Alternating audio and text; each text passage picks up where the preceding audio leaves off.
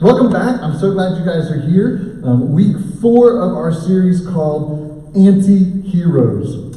Now this whole series we've been looking at the book of Judges and some characters that are in the book of Judges. Now, most people, we know kind of what a hero is, right? They're good, they're noble, they're true. And an anti-hero is kind of anything but that, right? They're not really noble with the things that they're doing. They're not really true about the things that they're doing. And really, most of the time, we would call them anything but good. But yet, in this entire book of Judges, it is filled with guys and girls that would be considered anti-heroes. They're flawed. They're a lot like you and me in that they are not perfect people. But yet, God chooses to use them over and over again in spite of the flaws that we see. And I love that. I love that because I feel like there's hope for me when I look at this book. I'm like, if God can use this person, then maybe there's hope that God can use me. Now today we have one of the more interesting of the anti-heroes, in my opinion. Now it's kind of hard to say after we've had a left-handed assassin, we've had a lady who drove a tent peg through a man's head, right? But then I'm going to tell you that today is one of the most interesting and intriguing ones. Today's anti-hero, he claims to be the least of all people. In fact, really, if you could put like an epithet next to his name, he would be the insecure leader. So if you have your Bibles, I want you to take them and open them up to Judges chapter 6. Judges chapter 6. While you're flipping there, let me just catch you up a little bit on the story. So Israel was in captivity, right? And Moses came up, God raised up a leader, and he led them out of Egypt. But Moses is gone. Moses has died.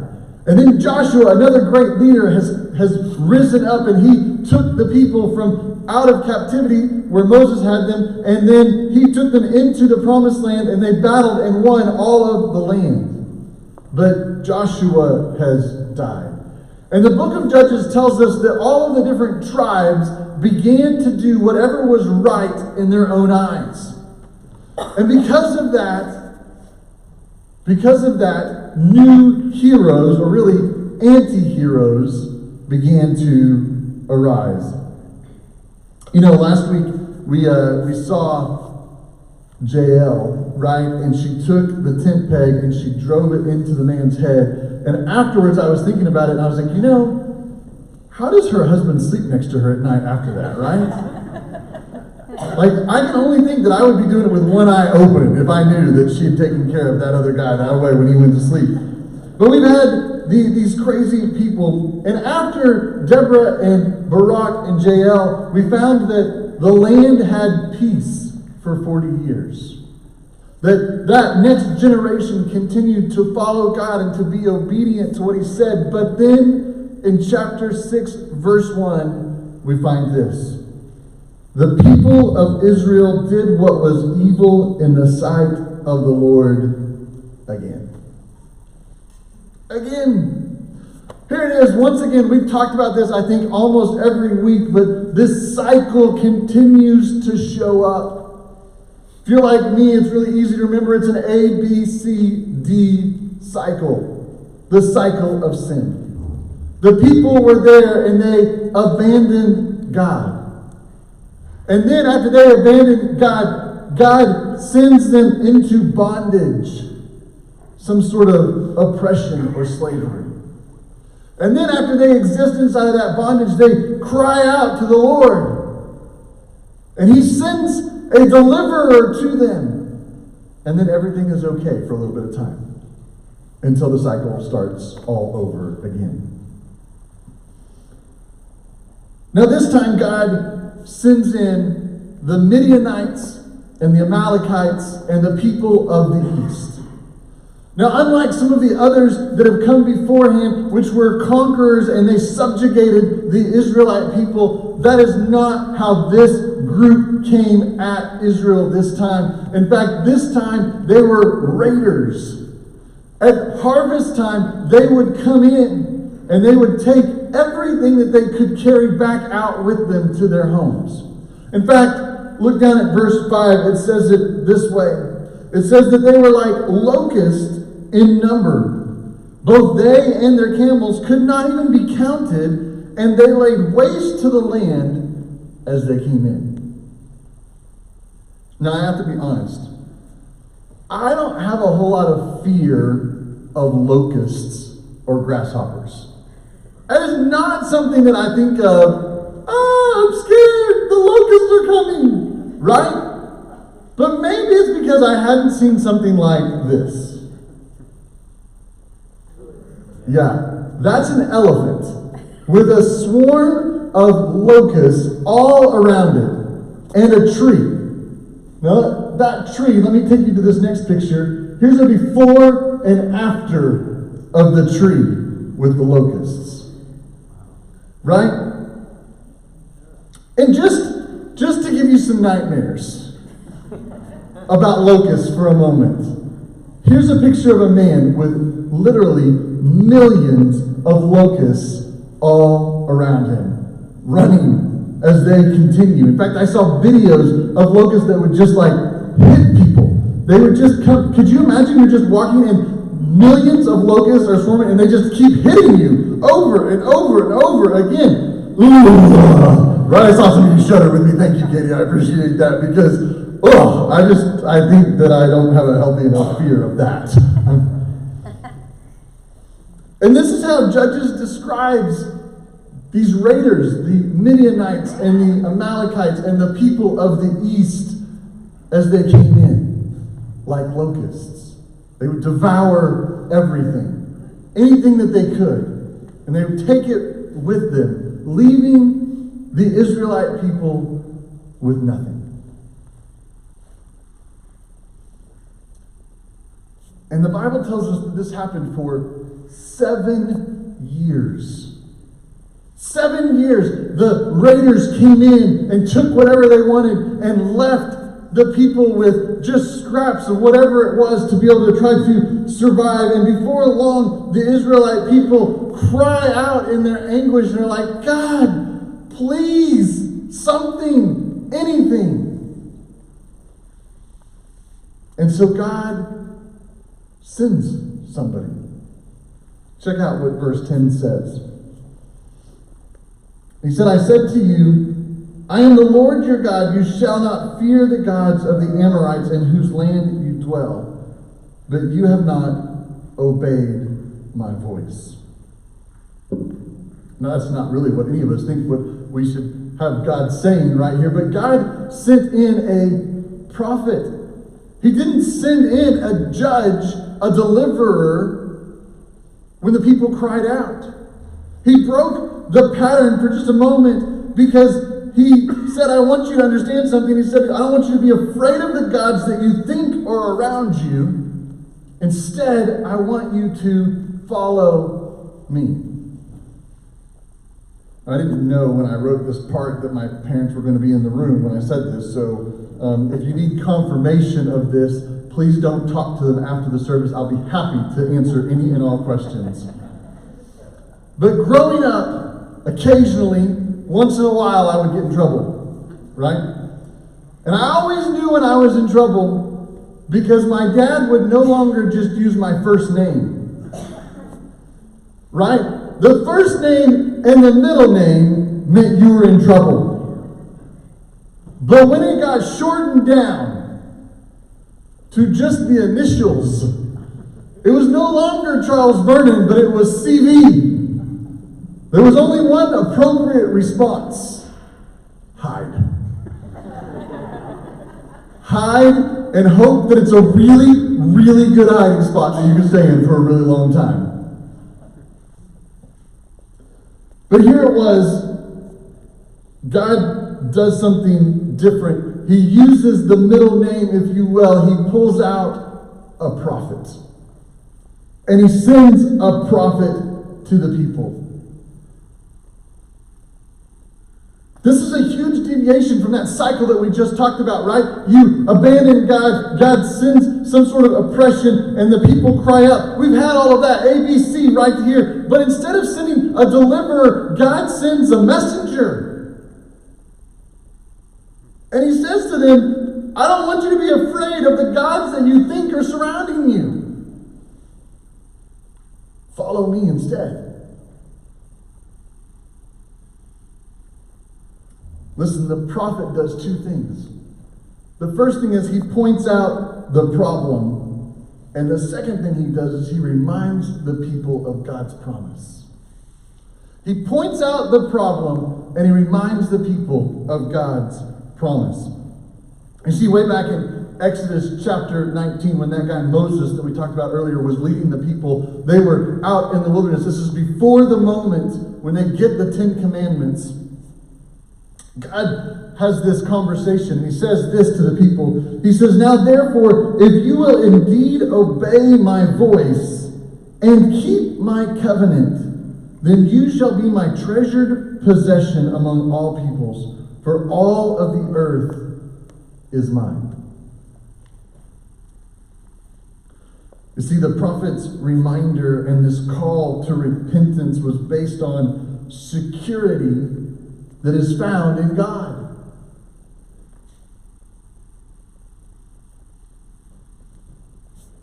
Do you know what happens? Do you know what happens when people don't get enough of the right kinds of food? Some of you may be going, oh, they starve, right? No, that's not what I'm talking about. When they don't get enough of the right kinds of food, they begin to have what's called food insecurity. This shows up a lot in foster children, especially those that have been in neglect. And they have stories of kids who would sit down at a table where all the food that they could need and then some is at the table, and the kids will only eat half as much as what they need, and they will stick the rest into their pockets, and they will look for any opportunity they can to hide it when somebody's not looking, and then they'll go stash it somewhere that they think is safe and secure, like under their bed or in a closet or somewhere so that they can get to it later, because they have this insecurity about where their next meal is going to come from. And here's what happens. When you begin to have that kind of insecurity in your life, it affects everything. It changes how you look at things and how you hide things. According to Webster, insecurity is this. Insecurity is the uncertainty or the anxiety about oneself. It's a lack of confidence. You know, I think if most of us, if I were to do a survey in here, we could probably almost all of us agree with this. We've all dealt with insecurity at some point. Whether it's insecurity about the ability that we do or do not have to get a job done. Maybe you face the insecurities of following a leader that is insecure. You know, there's some truths about insecurity that I want to point out real quick. Here's the first one. Insecure people operate out of fear. Insecure people operate out of fear. At the root of insecurity is always chronic fear. It's a fear of failure beyond recovery, right? It's a fear of not living up to somebody else's standards. It's a fear of having all of your incompetencies exposed. Garland Vance said it this way.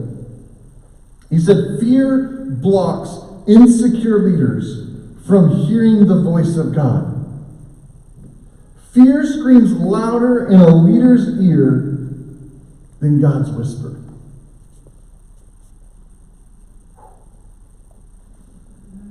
Here's the second thing I want you to see about insecurity. Insecurity breeds more insecurity. Insecurity breeds more insecurity. Now, I don't want us to elevate insecurity to the level of a sin. Right? I don't know that I think that insecurity is a sin, but it is certainly a rotten fruit of sin. Because all of us long for security, right? We want those who lead us to provide security for us. We want security in our jobs. We want security in our homes. But insecurity robs us of security. And it's vicious. It's vicious because it not only robs us, it not only impacts us, but insecurity affects everybody around us. You see, insecurity is an infectious disease. It spreads like wildfire. In fact, insecure leaders create insecure followers. Because those followers no longer know if there is safety to do anything. In fact, it creates an environment of hesitation and an inability to commit. You see, when a leader lacks confidence, in other words, they're insecure, those around him, the team that's around that leader, they lack the ability to commit. Because they're not sure about what it is that they should do. And so insecurity breeds more insecurity. You know, oftentimes when we think about good leaders, right, what we think about is this idea of competency. Are they competent in what they're doing? But have you ever stopped to think about, where does competence actually come from? Where does competence for a leader actually come from? I think it's this. I think competence comes from it's a positive result of a healthy engagement and confidence cycle. There is a cycle of competency. You see, as somebody begins to engage in something, they begin to grow in confidence. As they grow in confidence, they begin to engage more with what's going on. And as they do that, it spirals up and their competency continues to grow. But wait a second, here's what happens with insecurity. Insecurity, take either one of those two things for a second. Either they have a lack of confidence, and so because of a lack of confidence, they fail to engage. And because they fail to engage, they lessen their confidence. And because they lessen their confidence, they engage less. And because they engage less, what we see is this downward spiral of insecurity. And so this idea of competency for leaders is actually based in confidence and engagement. And if you want to up your competency as a leader, then you've got to dive in one of those two places. And let me tell you the easier of the two. Engage. Become engaged. And this moment of a downward spiral of insecurity is the moment that we drop in and we find Gideon and all of the Israelites. Gideon's going to be the next future judge. But Gideon is so insecure. In fact, when we meet Gideon, Gideon is in hiding.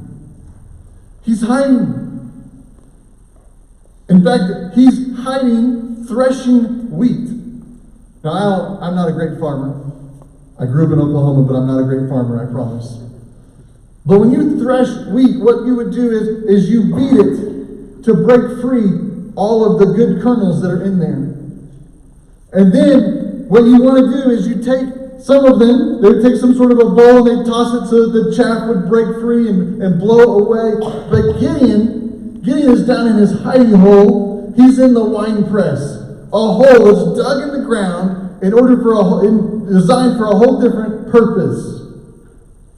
Now, I love this. Gideon is down in this hole, and there's no air whatsoever. And so everything that he's doing, he's there breathing it all back in. And there's a whole lot of incredible imagery about the fact that he's down in a wine press when God finds him. But in this moment, God calls out to Gideon, and Gideon's insecurities are on full display. Look with me, if you will. Verse 14. It says this. It says, "And the angel of the Lord appeared to him and said to him, 'The Lord is with you, O mighty man of valor.'" And then Gideon goes off and he says a whole bunch of stuff, but God doesn't even acknowledge it or respond to it, so we're going to move right on past what Gideon says. And then the Lord turns back to him and says, "Listen, go in the might of yours and save Israel from the hand of Midian. Did not I send you?" And Gideon said to him, "Please, Lord, how can I save Israel? Behold, my clan is the weakest in Manasseh, and I'm the least in my father's house." And the Lord said to him, "But I will be with you." Wow. You know, several years ago, there was a team of botanists that were in the Southern Alps. They were exploring and looking for new flora and new fauna that was there. And as they were looking around, they spotted a plant that had never been seen before. And they knew that this was an incredible discovery, but the problem was that it sat in this very dangerous ravine. Jagged rocks on every side, and it was very, very narrow. In fact, most of the guys that were on the team could not fit into the narrow space. And they began to talk about how could they get to this rare plant and about how it would change all of humanity if they could figure out a little bit about this plant. That's botanists for you, right? They think a plant's going to save all of humanity. But they really thought that they needed to get to this plant. But none of the solutions were working. None of them were listening to the others as they were talking about things. And off in the distance, up on the hillside, was a young boy who had been observing the botanists for several days. And one of them turned and said, "Hey, young man, why don't you go get that instead of just laughing at us over there?" And the young man turned and left. The botanists continued to jostle for opinions, each of them trying to be heard over the other about what was the best plan of action about how to get this. But at the same time, knowing that they didn't want to send one of their team to be the one to go down there, because the person who got down there first would most certainly be the one who got to name the plant. And so their insecurities ran rampant. And they ended in a stalemate with nothing happening. You know, not unlike those scientists who were insecure about everything and trusted nobody, and insecurity was everywhere. Gideon was incredibly insecure when God found him. He had all kinds of reasons about why it is that God should not use him at all. He was like, "My clan, it's the weakest of all of the clans." He's like, as if that's not bad enough, I'm the weakest in the weakest clan. I'm the weakest in my family. My brothers all beat up on me all the time. God, you don't really want me.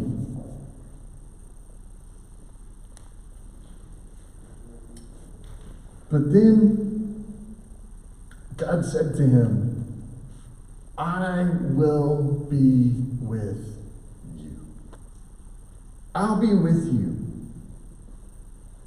Listen, if you're taking notes, I want you to write this down. God's presence is the prerequisite to breaking the power of sin and insecurity in our lives.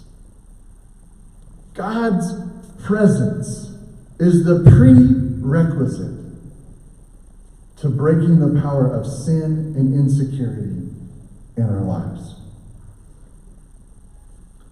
He looks at Gideon and he says, I'll be with you. These incredibly powerful words are the exact same words that he said to Moses when he said to Moses, I want you to lead my people out of Egypt. They're the same words that he said to Joshua when he said, Joshua, I want you to lead these people into battle in order to take over all of the land. He says, I will be with you. You see, God always confirms the things that are a priority to him with his presence. He confirms to Gideon, he says, look, this is important enough to me that I'm going to be with you. In fact, on down, he says, we're going to face this as if we are one. Now, a lot of translations make it seem like, hey, you're going to go into battle, all of these multitude of people, and you're going to be unified in this battle. And no, what God is saying to him is literally, you and I are going to be unified together as if we are a single unit, one person doing this together. That's how much I'm in your corner and on your side on this.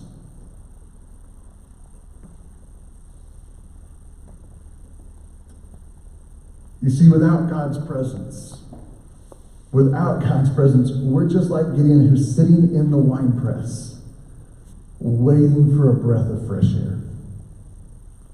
There isn't any. But Gideon, I love Gideon's insecurity when it shows up. He's like, God, I know you just said you're going to be with me, but will you stay right here for just a minute? And I'm going to go get a goat, and I'm going to go get a couple of cakes that I'm going to make up real quick, and I'm going to bring those back as an offering, so that I'll know that your presence is really in this. And so he leaves, and the angel stays there. And he comes back, and he brings it, and the angel takes the offering that's there, and the angel touches it, and it burns up. What? It's the moment that Gideon's like, all right, God, I got the picture now. Don't touch me, right? But Gideon's insecurities weren't cured in this moment.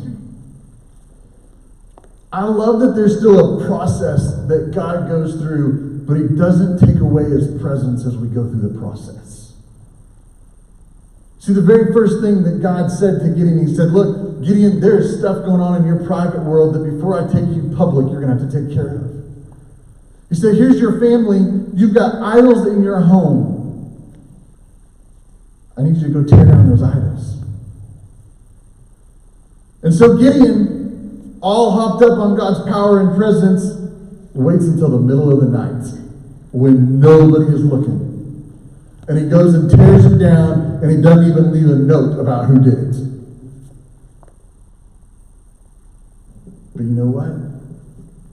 God was still with him.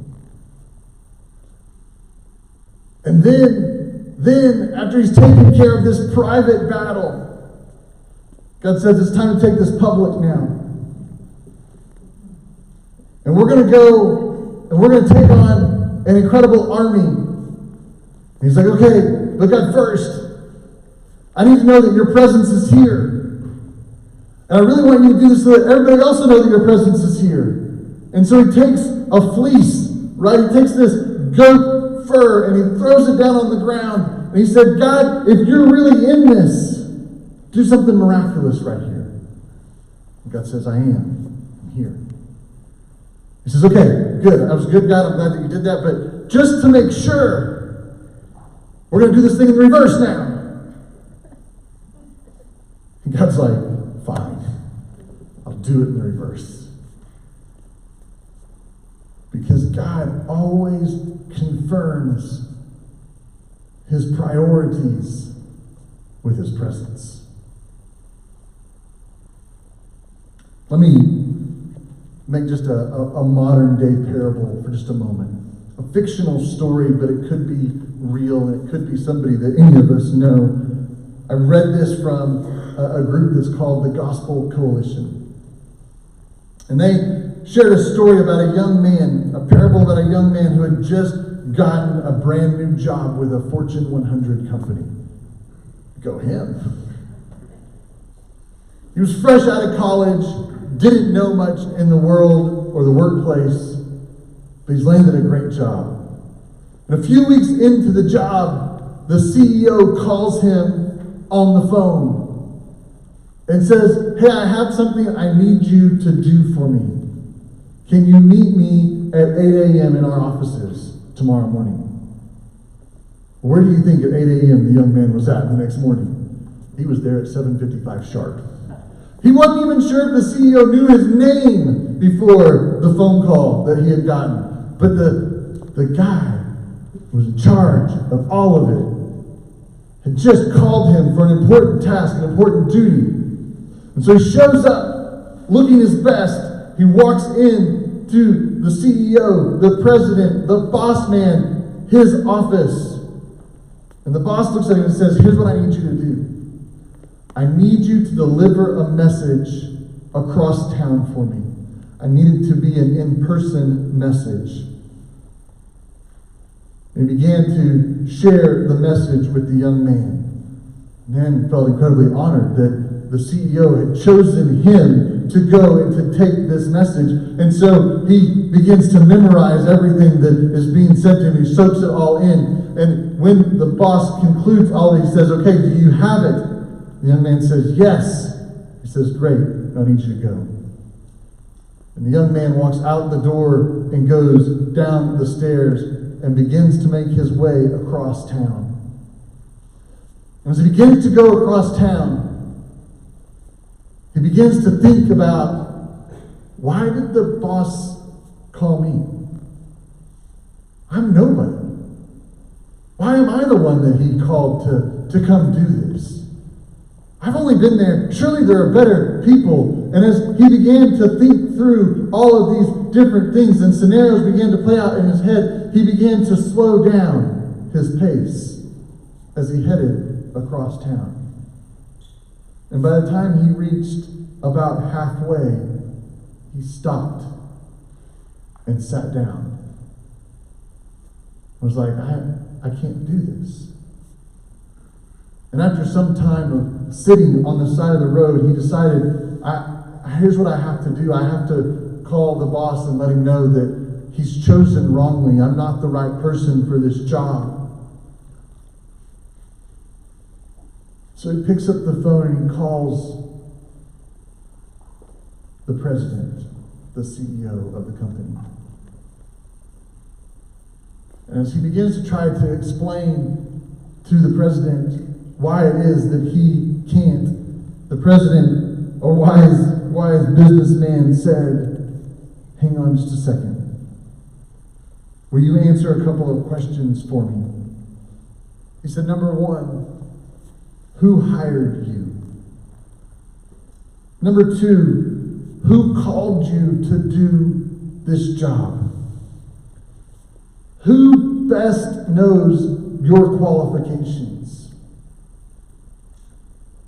And of course, the young man answered, you, to all of those. And the boss said to the young man, he said, I want you to repeat after me. I am not in charge. And the young man repeated it back. I am not in charge. And he said, I've been called to do a job. I've been called to do a job. I trust the person who called me. I trust the person who called me. I can do this because he's with me. I can do this because he's with me. And the boss said to the young man, he said, as you continue to go, I want you to say that to yourself over and over again. Because you can do this. And I'm with you. You have my full support and weight as you're doing. That's why I sent you. The young man continued on his way, repeating over and over and over again. And as he got to his destination, he walked in all confidence and stood before the CEO of this other company across town and delivered the message that his boss had given to him.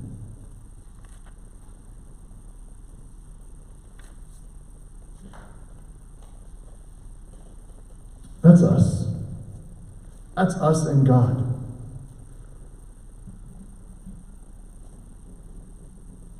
But it requires God's presence in our life for us to defeat the enemy of sin and for us to deliver the message that God has called us to.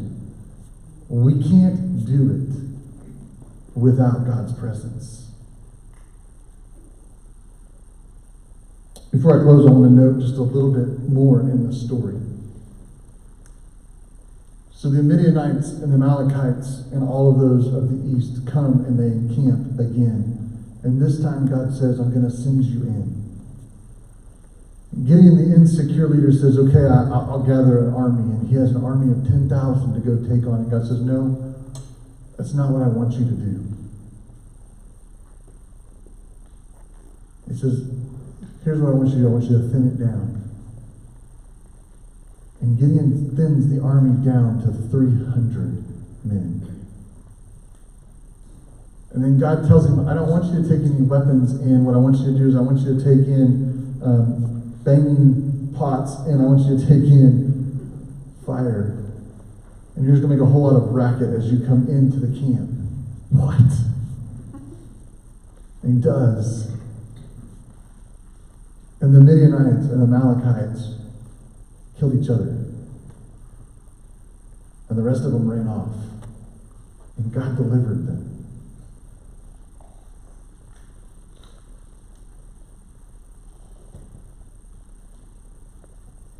But here's the problem for Gideon. Gideon had God's presence and he experienced it. And on the backside of all of this, Gideon takes some gold and he makes an ephod. It's like a priest's garb. And he takes it and he puts it in his house. And he begins to do worship with that and of that in a fake and a false way of trying to garner God's presence.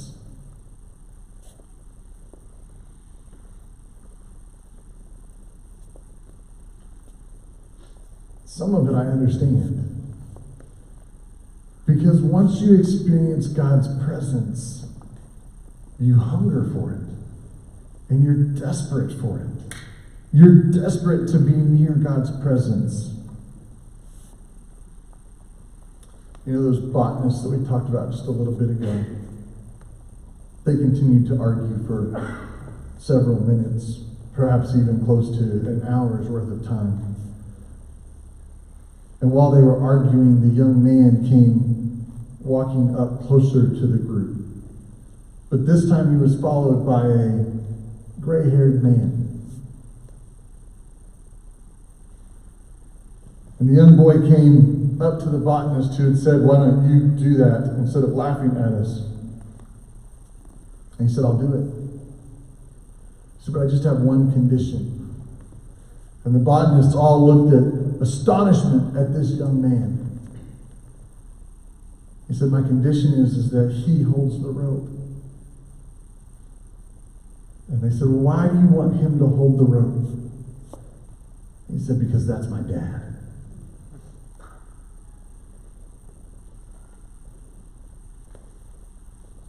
Here's how you get over insecurity. You have to be desperate enough for God's presence and then let him hold the rope. Let's pray.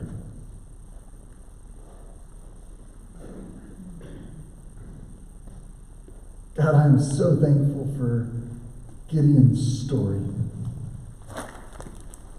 God, this insecure leader. But I'm also so thankful that you took him through a process, and God, that you were with him.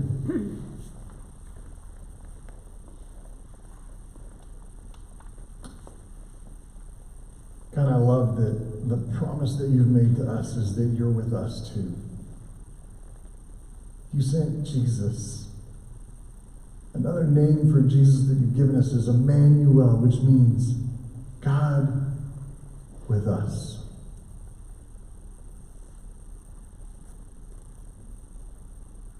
God, I don't know about anybody else here, but I am desperate for your presence in my life so that I don't have to be beaten down by the enemies and the enemy of sin that's around me. But God, that I can live free because you have my rope.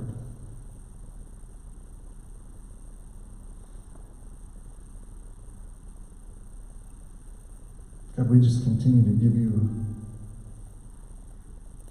all of the glory and all of the honor. It's in your precious and holy name that we pray.